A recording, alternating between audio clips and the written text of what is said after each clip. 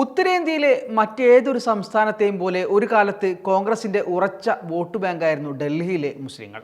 ഇതിന് ആദ്യമായി ഇളക്കം തട്ടിയത് അഴിമതി വിരുദ്ധ പ്രസ്ഥാനത്തിലൂടെ ഡൽഹി മനസ്സുകളിൽ സ്ഥാനം പിടിച്ച് പുതുതലമുറ രാഷ്ട്രീയ പാർട്ടി എന്ന നിലയിൽ ആം ആദ്മി പാർട്ടി 2013 ആദ്യമായി പരീക്ഷണത്തിനിറങ്ങിയപ്പോഴായിരുന്നു. പാർട്ടി രൂപീകരിച്ച് ഒരു വർഷം തികയും മുമ്പേ രാഷ്ട്രീയ ഗോതയിലിറങ്ങിയ അരവിന്ദ് കെജ്രിവാളിൻ്റെ AAP ആ തെരഞ്ഞെടുപ്പിൽ ഏറ്റവും വലിയ രണ്ടാമത്തെ കക്ഷിയായി തെരഞ്ഞെടുക്കപ്പെട്ടു.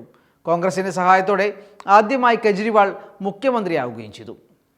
ഡൽഹിയിൽ ആദ്യമായി മുസ്ലിങ്ങൾ ഒരു വിഭാഗം കോൺഗ്രസ് അല്ലാത്ത മറ്റൊരു പാർട്ടിക്ക് വോട്ട് ചെയ്ത തെരഞ്ഞെടുപ്പായിരുന്നത്. എങ്കിലും നല്ലൊരു ശതമാനം മുസ്ലിങ്ങൾ അപ്പോഴും കോൺഗ്രസിനൊപ്പമായിരുന്നു. അത്തവണ കോൺഗ്രസിന് ലഭിച്ച 8 MLA-മാരിൽ 4 മുസ്ലിം ഭൂരിപക്ഷ മണ്ഡലത്തിൽ നിന്നുള്ളവരായിരുന്നു. ആ തെരഞ്ഞെടുപ്പിൽ മുസ്ലിങ്ങൾ കോൺഗ്രസിനൊപ്പം തന്നെയായിരുന്നു എന്നതിൻ്റെ തെളിവാണ് ഇക്കാര്യം. 2015 നിയമസഭാ തെരഞ്ഞെടുപ്പിൽ ചിത്രം മാറി. കടുത്ത രാഷ്ട്രീയ പശ്ചാത്തലമില്ലാത്ത മുസ്ലിങ്ങളൊക്കെയും വോട്ട് AAP-യുടെ ചൂൽ ചിഹ്നത്തിൽ കുത്തി.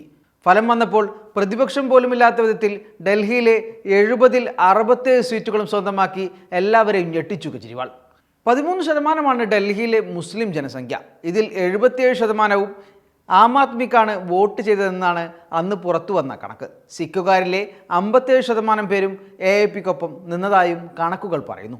2015 ഡൽഹിയിലെ 30%-ൽ കൂടുതൽ മുസ്ലിങ്ങളുള്ള 10 മണ്ഡലങ്ങളിൽ 9-ലും ആം ആദ്മി പാർട്ടിയായിരുന്നു ജയിച്ചത്.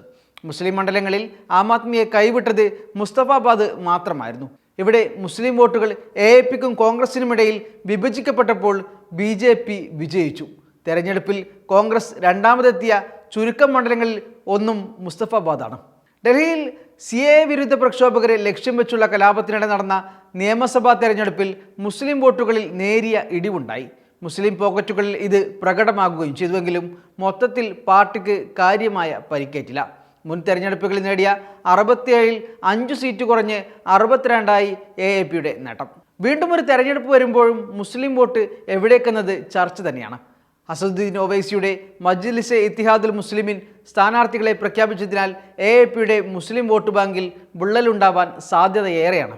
12 സീറ്റുകളിൽ മത്സരിക്കുമെന്നാണ് നേരത്തെ മജ്ലിസ് പ്രഖ്യാപിച്ചതെങ്കിലും 2 മാത്രമാണ് ഉവൈസി ശ്രദ്ധ കേന്ദ്രീകരിക്കുന്നത്. മുസ്ലിം പോക്കറ്റുകളായ മുസ്തഫാബാദും ജാമിയ മില്ലിയ ഇസ്ലാമിയ നിലനിൽക്കുന്ന ഒക്ലയും. AAP-യുടെ മുൻ MLA താഹിർ ഹുസൈനാണ് മജ്ലിസിൻ്റെ ഇപ്പോഴത്തെ പ്രചാരണ മുഖം. ബാക്കി ഡൽഹിയിൽ എന്ത് സംഭവിക്കുമെന്നത് കാത്തിരുന്ന് കാണേണ്ട കാഴ്ച തന്നെയാണ്.